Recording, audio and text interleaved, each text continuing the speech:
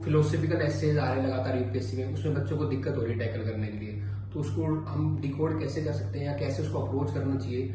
आप देखना अंडरलाइन जो थीम होगी ना, उनके अंदर चाहे कितना भी कुछ अलग स्टेटमेंट हो, कुछ अंडरलाइन थीम कॉमन है। तो ये कुछ थीम्स मैंने आइडेंटिफाई किए, बाकी आप भी कर सकते हो अपने लेवल पे आइडेंटिफाई। तो जो कॉमन थीम्स आ रही है एसे के अंदर वो है, पहला है थिंकिंग, इमेजिनेशन एंड क्रिएटिविटी। मतलब इस थीम पे क्वेश्चन आ रहा है। इसमें आपको अप्रोच कैसे करना है कि जो इनिशियली जो आइडिया है किसी का भी थिंकिंग या इमेजिनेशन का, उसको इंट्रो में एक्सप्लेन कर दो कि आइडिया क्या है उस एसे के टॉपिक के अकॉर्डिंग, ठीक है। फिर उसकी आर्ग्यूमेंट्स, अलग अलग आर्ग्यूमेंट्स दो बॉडी के अंदर, और कंक्लूजन में उसका सिग्निफिकेंस बता दो कि थिंकिंग होगी तो ये होगा। तो ऐसे अप्रोच करने का आपको आइडिया मिल गया। और जो टॉपिक्स है जैसे विजनरी, विजनरी उसके टॉपिक आए हुए, विजनरी के ऊपर आ जाए quote, persistence, consistency and not giving up, ये एक थीम आती है।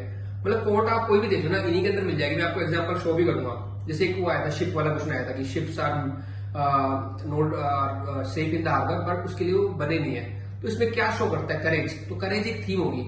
ऐसे बहुत सारी चीजें मिलेंगी आपको, कोर्स अलग अलग मिलेंगी, थीम कॉमन है। तो और थीम अगर मैं आपको बताऊं तो वो है एक्शंस ओवर वर्ड्स। कई बार ऐसे है लोग एक्शन में काम जरूरी है, बोलते या कुछ भी लोग, है ना।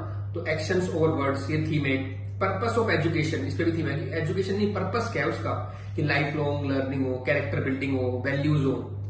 जस्टिस पे आ सकता है। तो कभी कोर्ट आ गया मान लो, justice is how you treat each other. तो अंडरलाइन थीम क्या आ रही है, उसकी जस्टिस आ रही है। तो ऐसे जस्टिस एक थीम है। इकोनॉमी और इकोलॉजी में भी आता है। लास्ट टाइम भी आया था कि फॉरेस्ट वाला जो आया था ना, तो इकोनॉमी और इकोलॉजी में भी आता रहता है। उसमें हालांकि उसका इंटरप्रिटेशन काफी अलग था। वो बताना चाह रहा था कि भाई फॉरेस्ट का जैसे इकोसिस्टम चलता है ना, वैसे भी इकोनॉमी का अगर इकोसिस्टम चलेगा तो बढ़िया चलेगा। That is different thing, interpret कैसे किया आपने।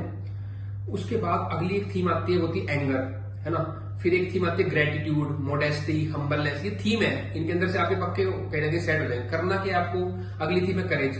इसमें करना क्या आपको, इन थीम्स के इंट्रोडक्शन प्रिपेयर कर लो, कंक्लूजन। अब उसको ऐसे के अकॉर्डिंग आप सेट कर सकते हो, टेम्पलेट बन जाएंगे आपके।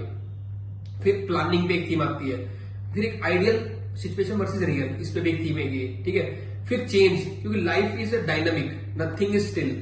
लास्ट ईयर एक ऐसे भी आया कि भी you can not step in the same river twice. तो ये क्या शो कर रहा है, कुछ चेंज के बारे में शो कर रहा है कि एवरीथिंग इज चेंजिंग। लाइफ में कुछ क्या स्टैटिक नहीं है, चेंजिंग है। तो ये भी एक थीम है। हैप्पीनेस, जॉय, स्माइल, ये एक थीम आ गई आपके पास। एक आता है मीन्स वर्सेस एंड या प्रोसेस वर्सेस गोल, की प्रोसेस पे ध्यान लगाओ या गोल पे ध्यान लगाओ। तो ये एक थीम बन के आती है, मीन वर्सेस एंड और प्रोसेस वर्सेस गोल। फिर एक self awareness, self discovery, emotional intelligence, जिसमें आप अपने आप को समझ रहे हो, लोगों को समझ रहे हो, ये एक थीम बनती है।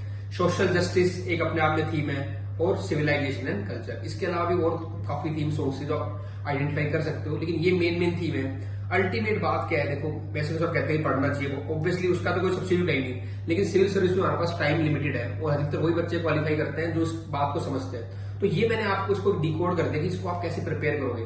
भाई जो बहुत सारी बुक पढ़ रहा है वो तो एडवांटेज होगी उसको, ठीक है, पर लेकिन वो कहीं ना कहीं और लैक करेगा। हमें सबको बैलेंस करके चलना है। तो इस तरीके से करोगे तो आपका टाइम बच जाएगा। और एस्से के अंदर सबसे इंपॉर्टेंट बात जो है वो ये है कि आपको उसके टॉपिक को समझना है। अगर आपने टॉपिक नहीं समझा ना, आप चाहे कितना ही अच्छा लिख लो, तो आपको बिना एवरेज मार्क्स मिलेंगे। टॉपिक को समझो और फिर उसके अकॉर्डिंग ऐसे लिखो, उसको जस्टिस करो, तब आपके अच्छे मार्क्स आएंगे। All the best.